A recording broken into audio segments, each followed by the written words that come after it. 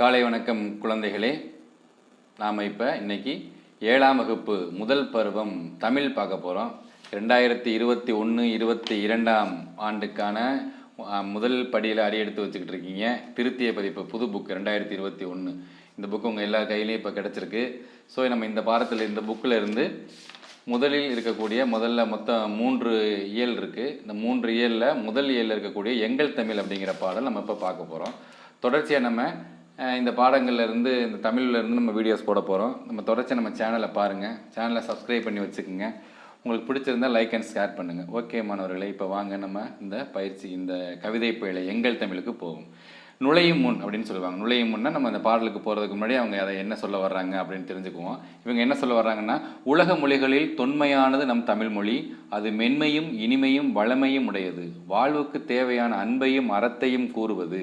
காலச்சூழலுக்கு ஏற்ப மாற்றங்களை ஏற்று என்றும் இளமையோடு திகழ்வது. அத்தகு தமிழ் மொழியின் சிறப்பை நாமக்கல் கவிஞரின் பாடல் மூலம் அறிவோம். தமிழ் மொழியோட சிறப்பை சொல்லியிருக்காங்க. தமிழ் மொழி தொன்மையானது, இனிமையானது, வளமையானது, நம்மளுக்கு அன்பையும் அறத்தையும் கூறுவது. என்றால் அறம், ஆவண்ணா ஆறுவது சீனம் அப்படிங்கிற அறத்தையெல்லாம் நம்மளுக்கு கூறுறது. காலச்சூழலுக்கு ஏற்ப மாற்றங்களை, ஏன்னா கல் தோன்றி முன்தோன்றா காலத்தில் அப்படின்னு சொல்கிறாங்க. ரொம்ப வருஷத்துக்கு முன்னாடி தோன்றி இன்றும் இளமையாக இருக்கக்கூடிய அந்த தமிழ் மொழியோட சிறப்புகளை இந்த இதில் நம்ம என்ன பார்க்க போகிறோம் அப்படின்னா, நாமக்கல் கவிஞர் அப்படிங்கிற ஒரு பாடல், அவர் எழுதின பாடல் மூலமாக நம்ம பார்க்க போகிறோம். இந்த நாமக்கல் கவிஞர் எழுதின பாடலுக்கு போகிறதுக்கு முன்னாடி அது யார் அந்த நாமக்கல் கவிஞர் அப்படின்னு பார்த்துருவோம். நூல்வெளி அப்படின்னு கொடுத்துருப்பாங்க. நூல்வெளி இவர் தான் இந்த நாமக்கல் கவிஞர். நாமக்கல் மாவட்டத்தில் பிறந்ததுனால இவர் இந்த நாமக்கல் கவிஞர் அப்படிங்கிற சிறப்பு பெயர். இவர் ஒரு தமிழறிஞர், கவிஞர், விடுதலை போராட்ட வீரர், பன்முகத்தன்மை கொண்டவர். அதாவது காந்தியடிகளோட கொள்கைகளால் இருக்கப்பட்டதுனால இவருக்கு இன்னொரு பேர் என்னது, காந்திய கவிஞர். காந்தியடிகள் ரொம்ப பிடிக்கும் இவருக்கு. காந்திய கொள்கைகள் ரொம்ப பிடிக்கும். முதல்ல ஒரு சுபாஷ் சந்திர போஸ் ரொம்ப பிடிக்கும். அதுக்கப்புறம் அவர் காந்திய கொள்கைகள் ஈர்க்கப்பட்டதுனால அவர் காந்திய கவிஞர் என்று அழைக்கப்படுகிறார். தமிழகத்தின் முதல் அரசவை கவிஞராக விளங்குகிறார். அந்த காலத்திலலாம் அரசவையில் அரசவை கவிஞர் இருப்பாங்கல்ல, அது மாதிரி இந்த காலத்தில் தமிழ்நாடு அரசாங்கத்தில் அமையும் பொழுது முதன்முறையாக அரசவை கவிஞராக விளங்கிய சிறப்பு பெற்றவர். அப்படின்னா இவர் எவ்வளோ பெரிய சிறப்புகள், ரொம்ப பெரிய ஆள் தான். இவரை பற்றி நம்ம சர்ச் பண்ணும்போது நிறைய தெரியுது. இவர் சுதந்திர போராட்டத்துக்கு எவ்வளோ பாடல்கள் எழுதியிருக்காரு, எவ்வளவு பாடுபட்டிருக்காரு அப்படிங்கிறதுலாம் நிறைய தெரியுது.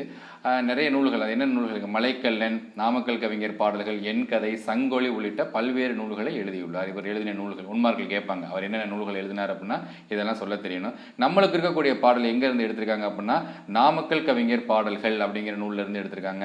வாங்க இப்ப அந்த பாடல் அவருக்கு நான் நல்லா வாசிக்கிறேன், கவனமா பாருங்க, சரிங்களா? இப்ப பாத்தீங்கன்னா இந்த பாடல் அவருக்கு வாசிக்கிறேன், கவனமா கேளுங்க. அருள்நெறி அறிவை தரலாகும், அதுவே தமிழன் குரலாகும். பொருள் பெற யாரையும் புகழாது, போற்றாதாரையும் இகழாது. கொல்லா விரதம் குறியாக, கொள்கை பொய்யா நெறியாக, எல்லா மனிதரும் இன்புறவே என்றும் இசைந்திடும் அன்பரமே. அன்பும் அறமும் ஊக்கிவிடும், அச்சம் என்பதை போக்கிவிடும்.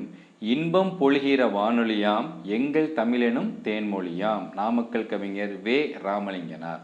இப்போ வாங்க பார்ப்போம். ஃபஸ்ட்டு பாருங்க, அருள் நெறி அறிவை தரலாகும், அதுவே தமிழன் குரலாகும். தமிழ் மொழியோட சிறப்பு சொல்றாங்க. தமிழ் மொழி எப்படி இருக்குமா, அருள் நெறி கூறிய அறிவை தருமா. அருள்னா அறத்தில், அறங்களுடன் கூறிய அறிவை தருவது.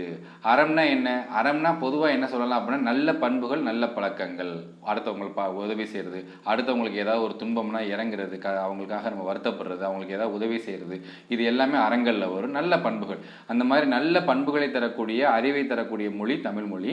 அதுவே தமிழனோட குரலாகவும் இருக்குது. நம்மளோட குரல் எது, தமிழ் மொழி தானே. நம்மளுக்கு எது வேணும்னாலும், நம்மளோட உரிமைகளை கேட்கறதுனாலும் நம்ம நம்மளோட குரலா எது விளங்குது, நம்மளோட தமிழ் தான் விளங்குது. அதுதான் இங்க சொல்றாங்க, அருள் நெறி அறிவை தரலாகும், அதுவே தமிழன் குரலாகும். அடுத்து, பொருள் பெற யாரையும் புகழாது, போற்றாதாரையும் இகழாது. இது ரொம்ப முக்கியம். தமிழ் படித்தவன் தமிழ் என்ன பண்ணும் அப்படின்னு கேட்டீங்கன்னா, காசு யாராவது கொடுத்தாங்க அப்படிங்கிறதுக்காண்டி அவங்கள புகழ மாட்டாங்க, புகழாதான். காசு கொடுத்தாங்க அவர் அப்படி இவர் இப்படி நம்ம போய் சொல்ல மாட்டோம். அதே மாதிரி போற்றாதாரையும் இகழாது, பொருள் பெற யாரையும் புகழாது, காசு வாங்குறதுக்கு யாரையும் நம்ம புகழ மாட்டோம். போற்றாதாரையும் இகழாது, அதாவது தம்மை போற்றாதவர்கள் இகழ்ந்து பேச மாட்டார்கள். நம்ம நம்மளை பிடிக்காதவங்களை கூட நம்ம என்ன பண்ண மாட்டோம், அதை இகழ்ந்து பேசக்கூடிய தன்மை இதற்கு இருக்காது. அதை தான் இங்கே சொல்றாங்க, போற்றாதாரையும் இகழாது. அடுத்து பாருங்க, கொல்லா விரதம் குறியாக கொள்கை பொய்யா நெறியாக. கொல்லா விரதம் வந்து இந்த இடத்துல கொல்லா விரதம் அப்படின்னா என்ன சொல்றாங்க அப்படின்னா, கொல்லா விரதம்னா எதையும் கொல்லாமல் இருக்கிறது. கொல்லாமைனா உயிர்களுக்கு எந்த விதமான துன்புறுத்தலும் செய்யாமல் இருக்கிறது. ஒரு வண்ணத்து பூச்சியாக இருக்கட்டும், ஒரு ஒரு சின்ன அணிலாக இருக்கட்டும், ஒரு குட்டி நாயாக இருக்கட்டும், எதையுமே நம்ம கொல்லக்கூடாது அப்படிங்கிற குறிக்கோளோட இருக்கக்கூடிய மொழி தமிழ் மொழி. நம்ம சொல்லியிருக்காங்கல்ல, வாடிய பயிரை கண்ட போதெல்லாம் வாடினேன் அப்படின்னு வள்ளலார் சொல்கிறாரு.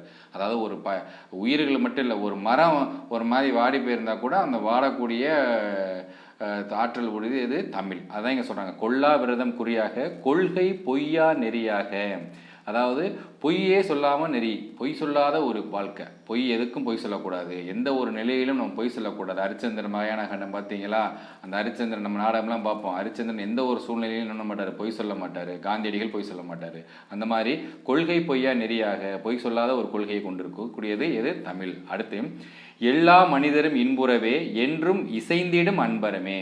எல்லா மனிதர்களும் இன்புற்று வாழ அன்பும் அறமும் உதவும் அப்படின்னு சொல்றாங்க. அதாவது தமிழ் மொழி உதவும். எல்லா மனிதர்களும் இன்புறவே என்றும் இசைந்திடும் அன்பரமே. எல்லாரும் மனிதரும் இன்புற்று இருக்கிறதுக்கு தமிழ் மொழி என்ன ஒன்றும் உதவி செய்யும். அதான் இங்கே சொல்றாங்க. அடுத்து பார்த்தீங்கன்னா, அன்பும் அறமும் ஊக்கிவிடும்.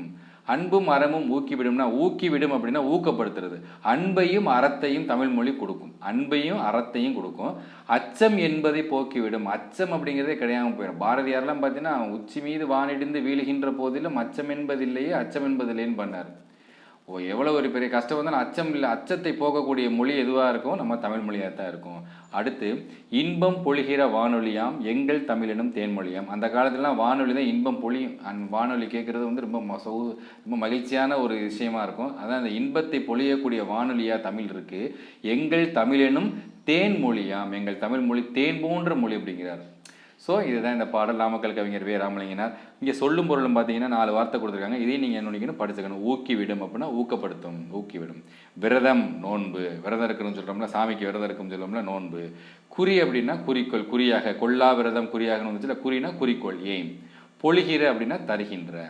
ஓகேங்களா மாணவர்களே? ஸோ அடுத்து பாருங்கள், இங்கே உங்கள் பாடலின் பொருள் கொடுத்துருக்காங்க. இதை நீங்கள் ஒரு இன்னொன்று பார்க்கலாம், ஒருக்கு நீங்கள் வாட்ச் பார்க்கலாம். அடுத்து நூல்வெளியை ஒருக்க வாட்ச் பார்க்கலாம். அப்புறம் கற்றவை கற்றபின். இந்த ராமக்கல் கவிஞர் வந்து நிறைய பாடல்கள் எழுதியிருக்காரு. அதில் வந்து முக்கியமானது வந்து இந்த உப்பு சத்தியாகிரகத்தில் வந்து தண்டி யாத்திரையில் வந்து வழிமொழி பாடல், அதாவது கோஷம் போடுறதுக்கான ஒரு பாடல் காந்தியடிகள் கேட்கும்போது இந்த பாடல் தான் எழுதி கொடுத்தாரு. என்னது? கத்தியின்றி ரத்தமின்றி யுத்தம் ஒன்று வருகிறது, சத்தியத்தின் நித்தியத்தை நம்பும் யாரும் சேருவீர் அப்படிங்கிற பாடல் கொடுத்தாரு. அப்புறம் இன்னொரு முக்கியமான பாடல் இருக்காரு. என்ன தெரியுமா? தமிழன் என்றோர் இனம் உண்டு, தனியே அவருக்கு ஒரு குணம் உண்டு, அமிழ்தம் அவனுடைய மொழியாகும், அன்பே அவனுடைய வழியாகும். இந்த பாடல்லாம் அவர் எழுதுனது தமிழன். அப்புறம் இன்னொரு முக்கியமான பாடல் என்ன பாடல் சொல்கிறாங்க அப்படின்னா, தமிழன் என்று சொல்லடா தலை நிமிர்ந்து நில்லடா அப்படின்னு ஒரு பாடத்துலலாம் இப்போ நிறைய வருது. நிறைய இந்த வார்த்தை வருது. தமிழன் என்று சொல்லடா தலை நிமிர்ந்து நில்லடா அப்படிங்கிற பாடலை எழுதினவர் யாருன்னா இந்த நாமக்கல் கவிஞர். இப்போ ஏன் தெரியுதா இவர் ஏன் அரசவை கவிஞரை வழங்கினார் அப்படின்னு? ஸோ மாணவர்களே, இந்த கவிதை பேழையில் எங்கள் தமிழ் பாடலோட அர்த்தமும் அதோட பாடலின் பொருளும் அது நூல்வெளி யார் எழுதுனா அப்படிங்கிறதும் அது எதுக்காக இந்த பாடல் இந்த இடத்துல வச்சிருக்காங்க அப்படிங்கிறத நம்ம பார்த்தோம். இந்த பகுதி 1ல் நாம் இது உங்களுக்கு கண்டிப்பாக இது உங்களுக்கு பிடிச்சிருக்கும்னு நினைக்கிறேன். நல்லா வாட்சி பாருங்கள். அடுத்து இருக்கக்கூடியது மதிப்பீடு. மதிப்பீடு சரியான விடை, நயமறிக, குறுவினா, சிறுவினா, சிந்தனை வினா, இது எல்லாமே நம்ம அடுத்த பார்ட் 2ல் நம்ம டிஸ்கஸ் பண்ணுவோம். பார்ட் 2 நம்ம பார்ப்போம். நன்றி, வணக்கம்.